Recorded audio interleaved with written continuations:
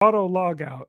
This guy has gone through a number of iterations over its lifetime.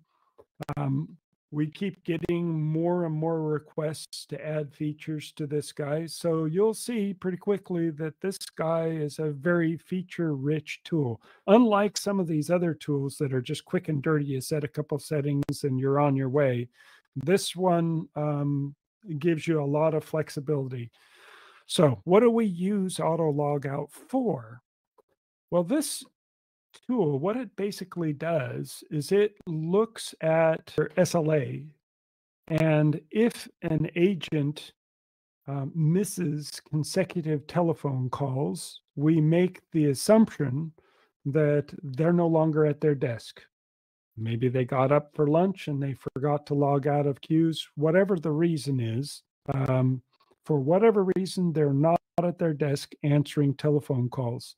And we don't want customers sitting in a queue waiting for somebody to help them while the queue is ringing an agent's extension who isn't even there. So by making sure that we automatically log these agents out of the queue, then we ensure that customers get assistance as quickly as possible. It also helps to reduce the noise in a call center. If you've ever worked in a call center where it's a cube farm with a whole bunch of agents, the last thing we want is a bunch of ringing going on. So by ensuring that it's not sitting there ringing a phone that no agent is sitting at, we kind of reduce some of the clutter that's going on in the work area. One of the other things that auto logout does is when it determines that an agent has left their desk, it notifies both the agent and their manager that somebody's been logged out due to inactivity. And that may be a flag, a warning flag to the manager that I have fewer people answering calls than I thought I did, and maybe it's time to take a look at how many people are servicing the queue, how many callers are in the queue, what's the longest wait time, those kinds of questions. So it also lets managers keep track of when somebody's leaving their desk on an unscheduled basis. The last thing is that when you have calls that are ringing at an extension where there's nobody there, it increases the statistics of longest hold time, average wait time, time to answer, those kinds of things, right? And so it messes up the 3CX statistics. So this tool makes it easier for you to kind of ensure that those kind of things don't happen. All right, so let's take a look at that tool.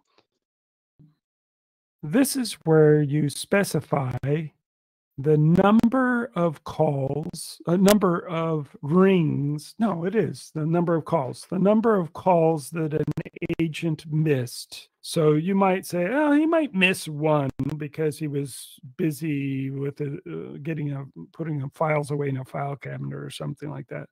But if he misses two in a row, then I'm going to assume that he's not at his desk, and I'm going to automatically log him out. The other thing too is that how long do we keep track of how many calls he's missed? We certainly don't want him to miss a call at 11 o'clock at night, and then now we've gone into the next day, and those calls he missed the previous day are getting counted against him in the new day.